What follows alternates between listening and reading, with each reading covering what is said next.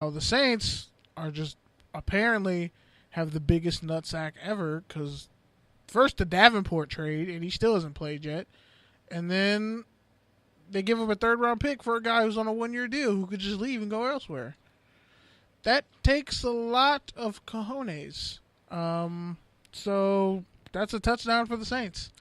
And if Breeze gets hurt, I'm saying he could be for an air Bridgewater. For Bridgewater, yes. It's automatic win. He sits behind Drew Brees, arguably the third greatest quarterback of all time.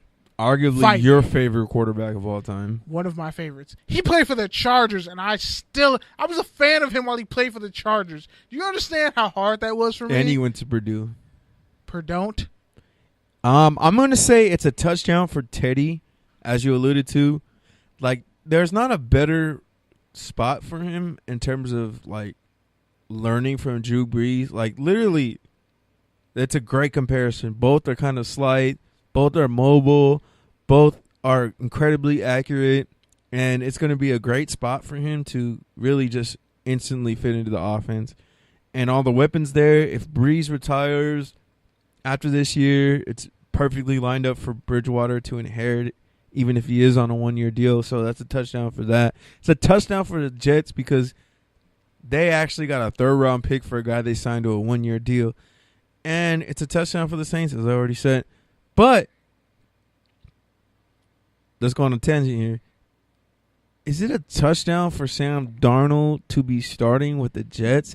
Because I'm gonna say it's a turnover, and here's why. I think it's a turnover for the draft analysis, because isn't it ironic that everyone was saying Sam Darnold was probably, outside of Josh Allen and Lamar Jackson, was probably less likely to play right away than Josh Rosen or Baker Mayfield. And now here he is, about to be the starting quarterback of the New York Jets. But at the same time, it is the New York Jets. So are they going to ruin him like they ruined Mark Sanchez? Is he going to be ruined like, the recent USC QB lineage? I don't know. I'll defer to you, Kenneth of Troy. Thank you, good sir. KOT, new album coming. So if Sam Darnold fails, it's over for USC quarterbacks, like forever. Forget JT Daniels, the freshman phenom, was announced as the starting quarterback. Is he a phenom? He's a junior in high school, technically, who finished high school early and is still a 5-star consensus player and showed up to fall camp, enrolled early, or spring camp, enrolled early, and won the starting job for USC. And he's like, I don't even think he's 18 yet. He's a junior. He was a junior, had another year of high school eligibility, and said, nah, I'm good, homie. And now him and Amon-Ra St. Brown are playing at USC together, and Amon-Ra St. Brown's a starting punt returner. But anyway, yeah, if Darnold fails, it's over for USC quarterbacks. I don't care what anyone says. Like, and the thing is, like, people who were saying, who are championing Darnold's success, I want y'all to watch them, because it was the same people, the first one saying, he's problematic, he's turnover prone, he can honestly be a huge bust if you're not careful. It was the same people who were hedging their bets against him, saying he wasn't going to be good, when it was like, no, USC has all this 5-star talent and mediocre coaching, and he's a great talent, and kept that team together, and the reason why they won a Rose Bowl. So he's good, and he's doing it. It looks like he's doing the same thing with the Jets. I just don't believe in the Jets. I wish he would have never went there. That's the same thing, too, for me. That's the hard point. Would have never went to the Jets. Baker Mayfield should just went there, and I could have just disregarded them for a whole 3 years. 10 years. Yeah. I totally forgot they existed. I'm mad that they didn't draft Sam Darnold. And Rosen is going to be a beast in Arizona. All right, man. Last one. The Miami Dolphins are now serving ice cream in mini football helmets. You can actually look at it on the TDs_tangents Twitter page. So, KB, let me ask you this. Is that a touchdown or a turnover? It is, first off.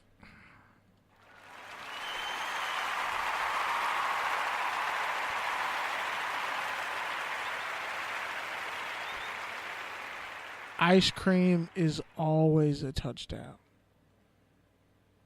Even if you're lactose intolerant, it's still a touchdown. It's true.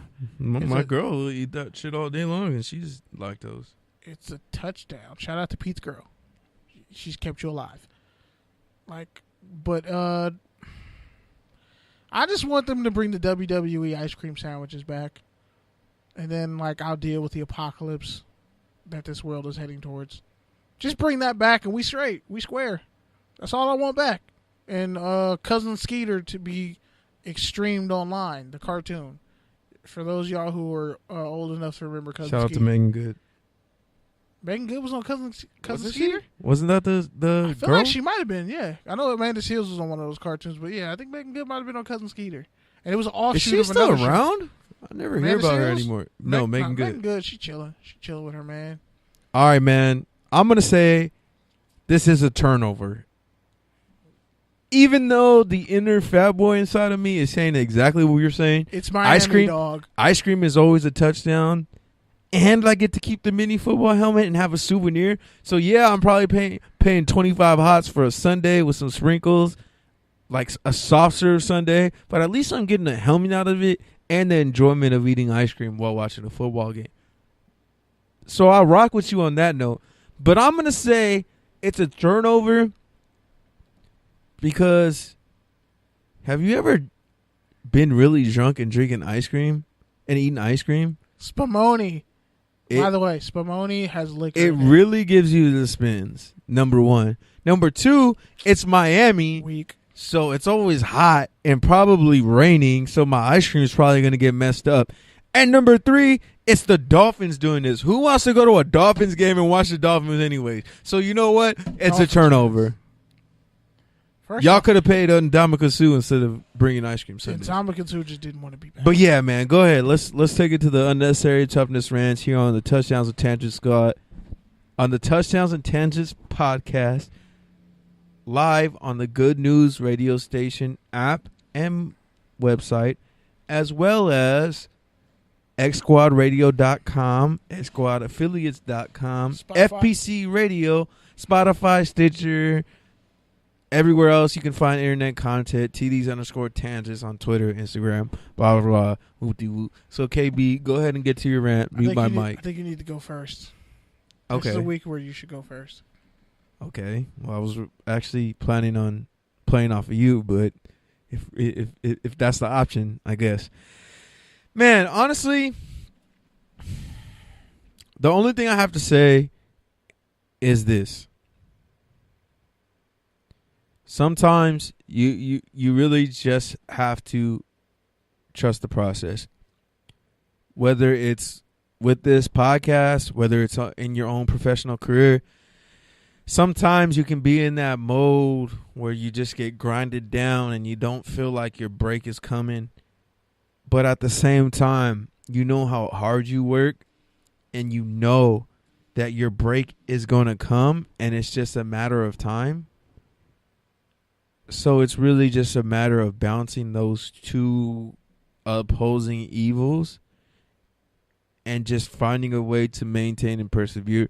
Because not only does it get better, but you're blessed with the opportunity every single day. And not to make that corny, but you really are. And I think even just in the terms of this podcast, like we're blessed to have a number of platforms.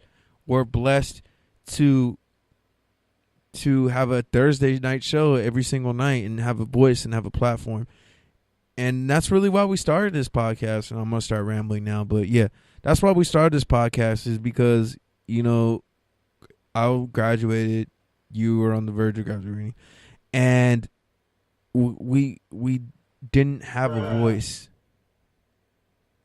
And this podcast gave us a voice. And along the way, we found a passion for podcasting. We found a true friendship. We found a business partnership. And those were all just kind of things that happened. And that's just evidence of evidence of trust in the process.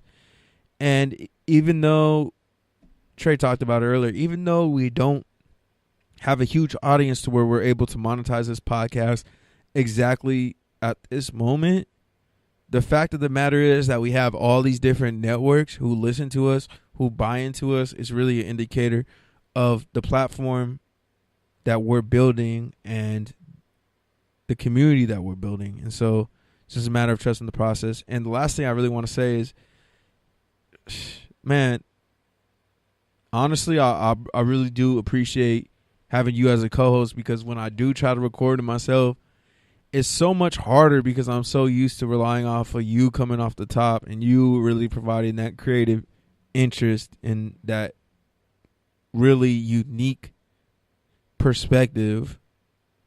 And I'm kind of the one that adds a structure that makes the train go. But yeah, so I just wanted to give a shout out to you on that note. And yeah, man, just trust the process. Things will get better. That's about it.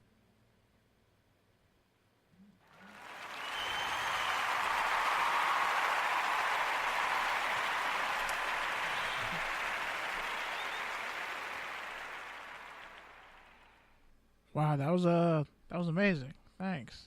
I appreciate that, Pete. Yeah, I just needed you to go first because this shit is a mixture of pettiness and like real seriousness. So I'm just start with the serious shit, just to get all this emotional, happy shit out the way, so we can end on a positive note. And I'm honestly just dead ass tired. Like I've been working for like 3 weeks straight with no days off, and I'm barely holding it together. So. Over the weekend, unfortunately, in Jacksonville, there was a shooting at a Madden tournament.